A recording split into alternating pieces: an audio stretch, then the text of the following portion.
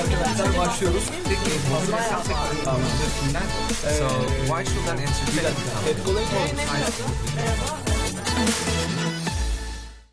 Hello everyone, I'm Burak from AdColony Account Management Team and welcome to our YouTube channel DigitalBox. Today we have a very special guest, George from MOAT.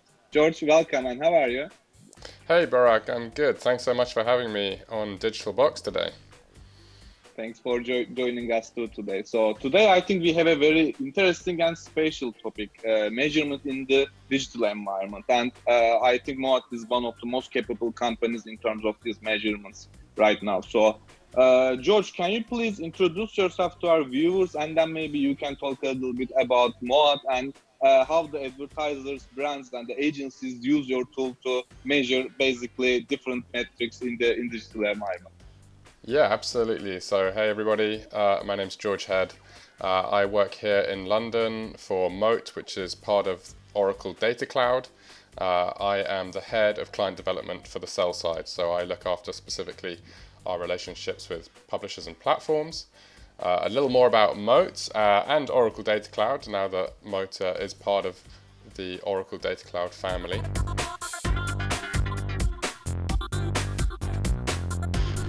So MOAT was started about 10 years ago out of New York.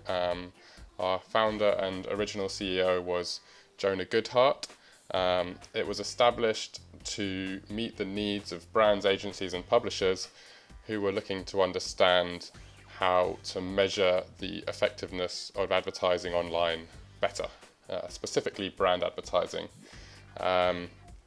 So what the company was established to do was solve ongoing problem in the industry around fundamentally viewability. So whether ads that were being delivered on digital properties were actually appearing on screen. And in creating the technology to do that, they were able to solve for brands and publishers and the agencies that worked with those brands. So the business was acquired by Oracle in 2017, so about 3.5 years ago now, and it became part of the Oracle Data Cloud. So Oracle Data Cloud is made up of a number of different constituent parts. Grapeshot was acquired after MOAT and is a solution for measuring and understanding context. So we call it a contextual intelligence platform. Other parts of the Oracle Data Cloud include the audience business, primarily in the US, which is a marketplace for data, and also the data management platform, which was originally Bluekai. But today we're going to mainly talk about MOAT, I believe, and MOAT is a measurement solution. Yes, thanks for explaining. I think it was very clear for our viewers in order to understand who you are.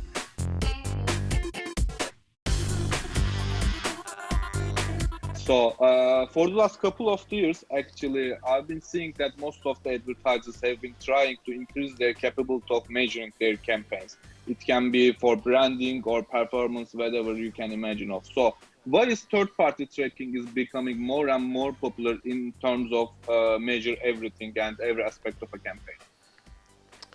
Yeah, it's a good question. So I think the important point you make there is third-party measurement is key, right? So what we've seen over many years now is that there's been an increasing need for both brands and publishers to have that third party. If you kind of think back to how traditional media was measured, whether that's TV, linear TV, or even press, there was always some kind of third-party auditing process going on, whether that resulted in kind of GRP measurement in TV, or what we have here in the UK for print is the ABCs, which is a Audited Bureau of Circulation. So they're measuring and assessing print circulation. And really the same kind of core principle of auditing and accuracy wasn't established in digital advertising in the earlier years. And it resulted in a number of issues. First of all, it allowed bad actors to game the system, whether that be through fraudulent clicks or bot traffic. It also just meant that there was no consensus, no general understanding about what was the value of an ad impression. And when there isn't consensus in a marketplace like that, it tends to result in inefficiencies and prevents smooth transactions taking place between two parties. So that's why it's so important to have that third-party measurement in place. It's really allowing the connections between buyer and seller to be much more trustable, and therefore should increase the volume and quality of business that is done between those parties. And the final point I'd make on that is, we've even seen with some of the biggest players in the ecosystem who were using their own in-house measurement solutions to provide data to their clients on certain metrics, that there have been issues, right? And not necessarily, those weren't necessarily malicious or deliberate mistakes that were made, but that's another reason why third-party measurement matters, because you just need to have that extra pair of eyes understanding what's going on. Yeah, I completely agree with your comments. So in AdColony, we've been using various third-party trackers in terms of viewability measurement, and actually MOAT is my favorite one of them, because MOAT is, as you mentioned, focuses on this viewability part of the third-party tracking.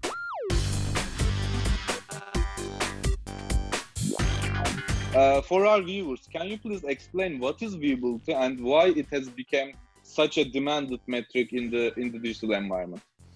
Yeah, so in simple terms, viewability is about measuring whether an ad has actually appeared on a screen in front of a real life human being.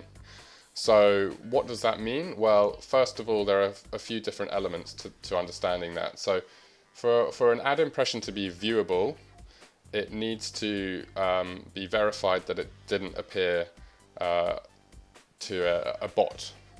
So that's what we would call invalid traffic. And we have proprietary technology which allows us to understand that. So once it's cleared that first hurdle, the next question is, did that ad which has been bought actually render on a screen and have that chance to be seen? And if you go back a few years, the reality was that in some territories, more than half of the ads that were actually being traded never appeared on a screen. So they could not have been of any value because they literally didn't actually exist within the viewport of a user's screen. So that's what viewability is. It's the ability to measure whether an ad has had the opportunity to be seen. And there are different ways that can be understood. The MRC, the Media Ratings Council, which is a US-based organization, established a norm for display advertising of 50% of the pixels of an ad being in view for at least 1 second for an ad to be regarded as viewable. So that's one well-established standard. It's the one that is most commonly used around the world, but it's not the only one. It's not as simple as just having one standardized concept of what a viewable ad is and then that being the end of the conversation. In fact, at MOAT, we believe that's really just the beginning of the conversation. And that's an important thing I hope we'll have a chance to discuss a bit more. Yes, that makes completely sense. So you mentioned that some of these metrics are taking as standard for various organizations, but I'm just curious about what, in MOAT side, what are the most efficient metrics in terms of measuring viewability, for your opinion? Because lots of different brands prefer to take various metrics according to their KPIs. So, but in your idea, I also believe that nobody wants to spend any money in a place that is not viewable.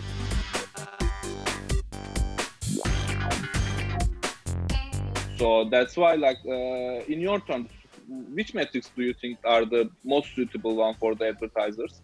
Yeah, so it's one of those questions which I can't give a simple answer to, because it really depends on the objectives of any individual advertiser and that specific campaign as to what's going to be most relevant to them. So for example, I can give an example of a client we were working with, which was a large credit card company. And they started off just optimizing towards standard MRC viewability, 50% of pixels for 1 second. And they saw that it had a positive effect, but they then started to ask themselves questions around, well, you know, is this really the metric that we should optimize to drive the outcome we're looking for, which was sign-ups to their credit card? And so we partnered with them to do multiple different tests, and they, over time, were able to establish, you know, which was the best viewability objective for them. And they realized that it was multiple different metrics which led to the best outcomes for them. So they had 3 things. It was viewability was 75% of the pixels on screen for 3 seconds, so significantly higher objective than the MRC. They also focused on screen real estate, so how big are the ads that they were buying in relation to the whole screen that they were appearing on, and they aimed for a target of 50%, so buying quite large ads to make sure that when those ads appeared on screen they were noticed and they were impactful. And then they also used a third metric around interactions. So in the desktop environment, we can track the movement of the mouse cursor, and as it breaks the frame of an ad, we can measure that, and an interaction is when the frame of an ad is broken for at least half a second. So it's a very strong indication that an ad has been noticed and the user is interested in it. So what they were able to do is take all 3 of those metrics, combine them, and optimize to that, and they realized that that was what drove the most efficient outcomes in terms of actual credit card signups. So that's a slightly complicated answer, but it kind of gives you an idea of how, when you really lean into the capabilities of MOAT analytics and, you know, understand that we are more than just trying to detect whether an ad is on screen, but we're trying to find the right metrics for any given campaign in terms of the outcomes that the brand or agency is looking to achieve. And that's where we see the sweet spot and the most successful partnerships. Yeah, actually, all of these metrics are very technical in terms of measuring them. So I think, like, explaining this based on an example also a very good idea. So thanks for that.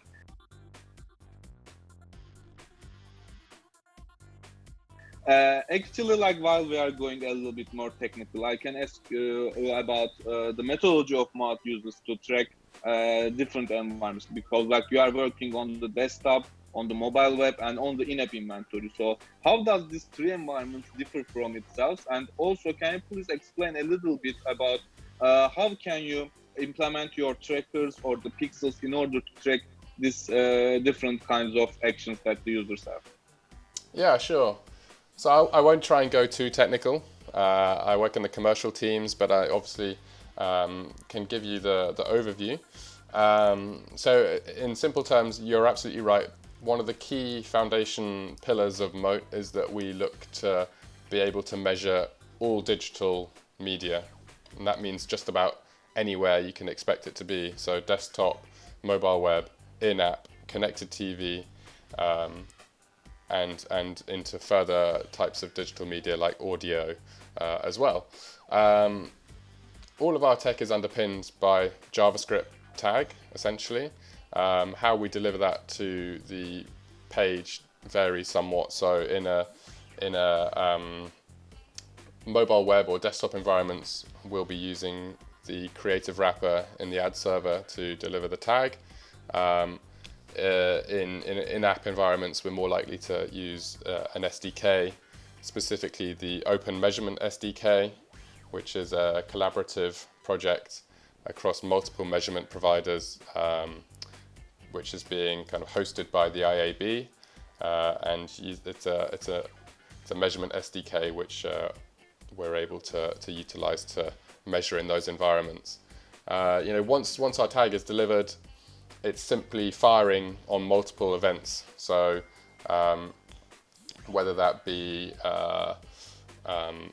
when an ad comes into view, fire a pixel and record that event, and then keep firing according to the amount of time that an ad is in view, and we collect other pieces of important data about the page the ad is on, for example, the size of the screen, and with all of these different data points we can start to slice and dice it to come out with the metrics that we have.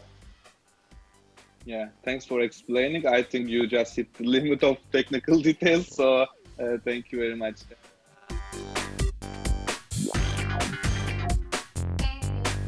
Actually, I've been in the industry, digital advertising industry, for a couple of years, and you mentioned that MOAT is also a 10-year-old company. So, with this experience, can you please give an idea about if there is any seasonality in the measurement tool? Because, like, we all know that the trends in terms of measurement has changed during the years. What are those changes? And actually, do we see any difference between the different types of and the months of the year?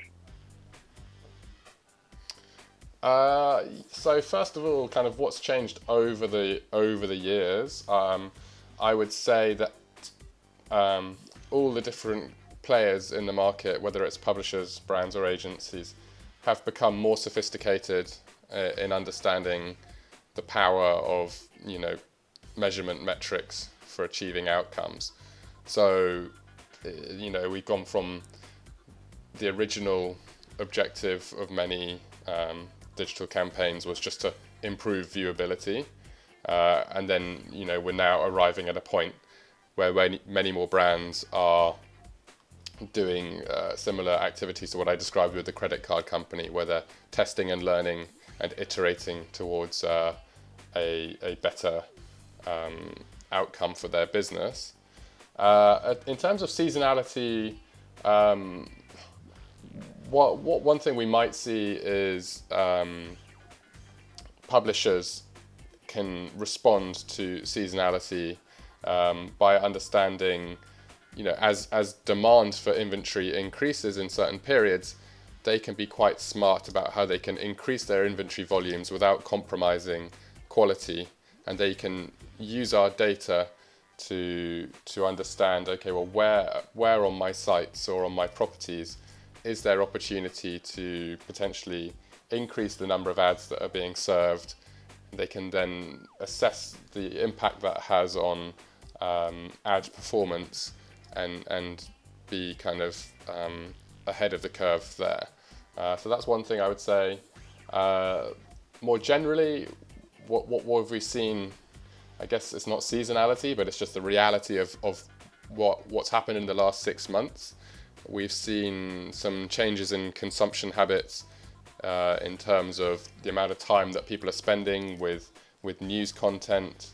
I work with a lot of the premium news publishers in EMEA, and they've been able to use MOAT metrics to demonstrate how people's reading habits have changed and what impact that has had on ad performance and in terms of things like in-view time and interaction rates, which have been positively impacted.